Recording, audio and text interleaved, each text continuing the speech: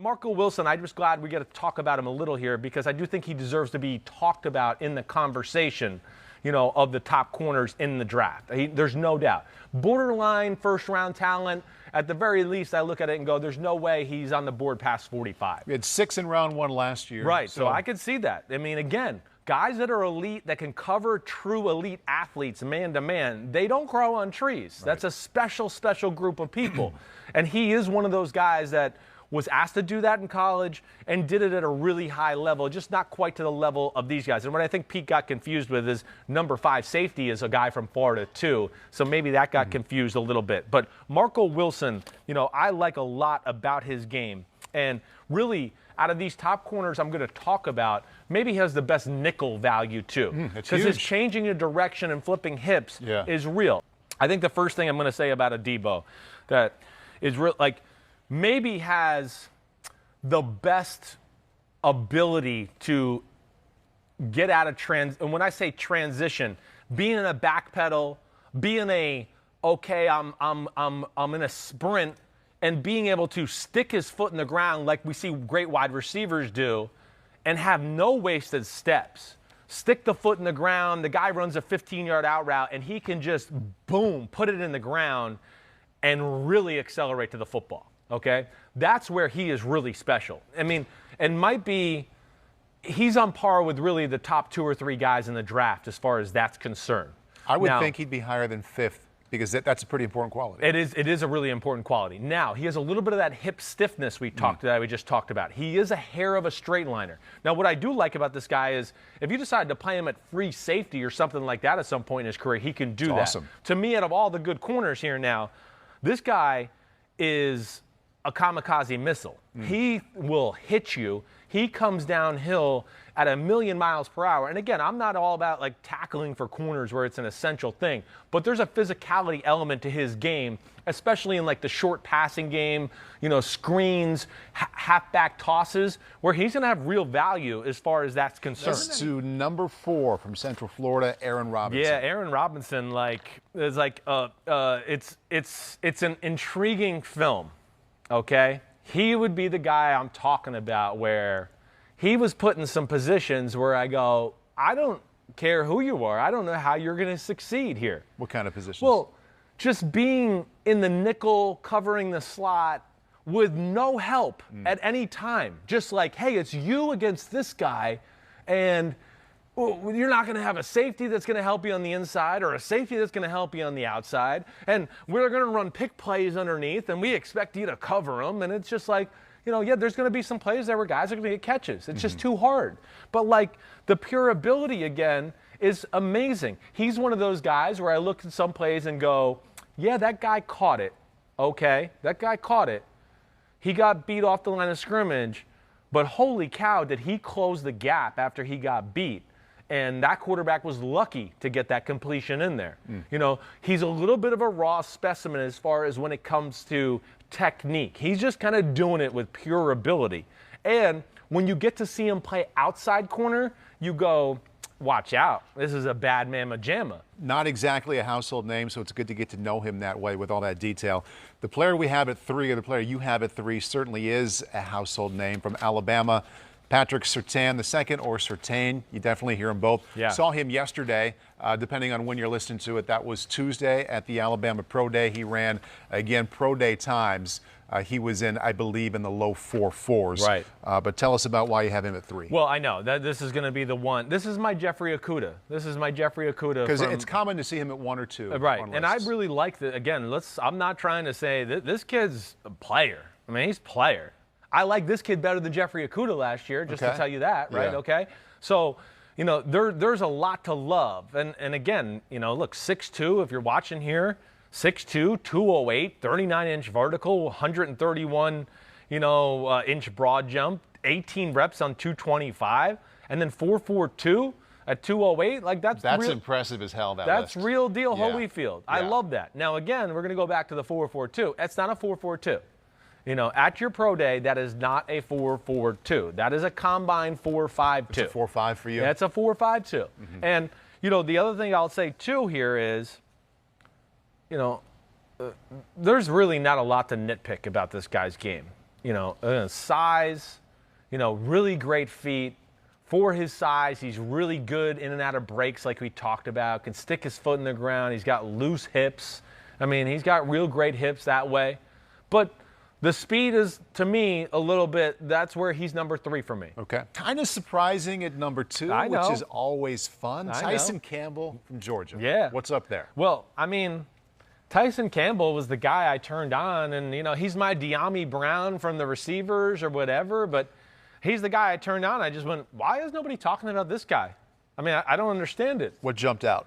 I mean, first off, all the things we talked about being well-schooled like Surtain, right? Surtain's great in and out of transition, stopping all those things, great hips, all that. He's got all of that stuff.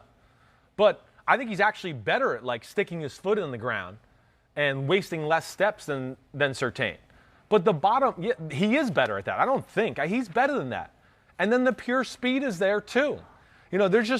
They play him in you got that guy a whole lot more. And they're playing against the same dudes. They're playing against the same dudes. There's no doubt. In fact, I'd say he's playing against worse dudes because he's got to play Alabama. Surtain doesn't have to play Alabama. Right. Your number 3 corner, you think, is a legit top 10 pick. Yeah. So that's really good. Yeah, top 15 for sure. Your number 2 corner, okay, top 15. Yeah. Your number 2 corner, you would have had number 1 in last year's class. It had 6 go in the first round. Yeah. So Caleb Farley from Virginia Tech must be awfully good if you have him as your best one. He's a star. I don't know if I've ever really evaluated a corner like this. Wow. Like, now you want to talk about corners that should be drafted in the top 3? Yeah. Caleb Farley is worthy of being drafted in the top 3. And didn't even play last year. Didn't play. I know. I mean, that stinks. That might be the only negative we talk about.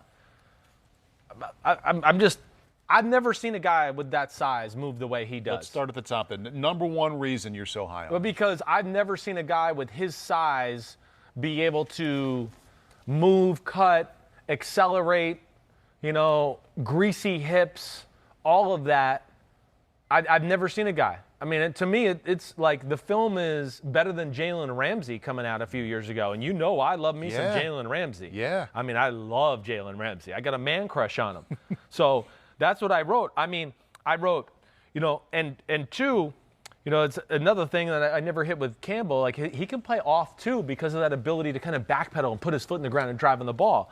But, this kid I wrote, here's just the synopsis that he can jam or play off. He's surprisingly good in off coverage. He doesn't understand leverage or, where his help is, but it doesn't matter. He gets it done with just pure raw ability. What I like here as your partner, you didn't couch it at all. It's one thing to say, hey, Farley's number 1. You said that you love him as much as any corner you've seen recently, that he's Jalen Ramsey type. Right. So ballsy job of putting it out there. Not only is your number 1 guy, but taking it beyond that with how much you like it. Going to Gainesville to start, just like we did with the corners. So the SEC with freaky players? On there? What? Shocker, right? Putting yourself out on a limb again. Number 5, Sean Davis, Florida. Yeah, Sean, I mean, he is your traditional safety. Free safety, strong safety, has a little bit, I mean, he's balled up, little muscle, like, right? And brings it. I mean, brings it. That's the first thing I talk about, And I think when the big thing with safeties, I don't necessarily value the top end speed. I like top end speed, but to me, it's a position too where, acceleration may be more important in a lot of ways than the top end speed. Unless you're going to ask that guy to play free safety a lot and he needs to have incredible range and things like that. But to me, I think the thing that jumps out with him more than anything is he can cover. He's a good free safety. Hips are good. They're not great. But I think where his real value is whether he's a free safety or you got him a strong safety and he's playing cover 3 and he's 7 yards, 8 yards off the line of scrimmage, he's a violent hitter. He's a violent tackler. I mean, he diagnoses run plays and he's down there in the B gap right as the tailback's there, or maybe before. And I think that's the thing I liked about him, more than anything. He's more the traditional way that way. Number 4, TCU. This is going to be the only name we get from TCU, which is kind of surprising in the safety group. And it's not the name a lot of people would expect. More on that in a bit. But at 4, are DARIUS Washington, TCU. And let me get to his page here because I'm blown away by this guy. I know everybody, talked about the other safety. I know. This is the safety at that school, just to clarify that right now. I mean, I watched him and thought, honey badger, that's really what I thought of. You know, again, like, will knock your head off. I don't care. He's 5'8", 178, 180 pounds, somewhere around there. And people might go, well, that's small or whatever. You know, again, Honey Badger was 5'8", 185 coming out. Don't put these guys into some bigger pedestal than you think because you've seen them on NFL Sundays and big games and all of that. No, these guys are about explosion. They're balled up muscles, and they're not giant guys because they got to run down freaky receivers and running backs and do all those things, fill the hole. But, like, I just came away with the guy, first off, as pure range as a free safety is concerned, might have the best out of any. There's probably the best. I mean, he's got hips and ability to do that kind of stuff of like a real, like, corner. JEVON Holland from Oregon is a guy that plays nickel. He plays nickel the whole game, all right? He's one of those guys where I'm talking about where I don't think – I think they know he's not a true corner. I just think they go, he's too damn good. It's like Buda Baker at Washington a few years ago, who's going to be somewhat of my comparison here, to where they're just like, oh, he's awesome at tackling and creating havoc, and he's too athletic. So let's put him here closer to the ball a little bit and make those kind of plays. And that's where Holland is, like, really damn good. 6'1", 196, so the size is real. He's got some square shoulders on him.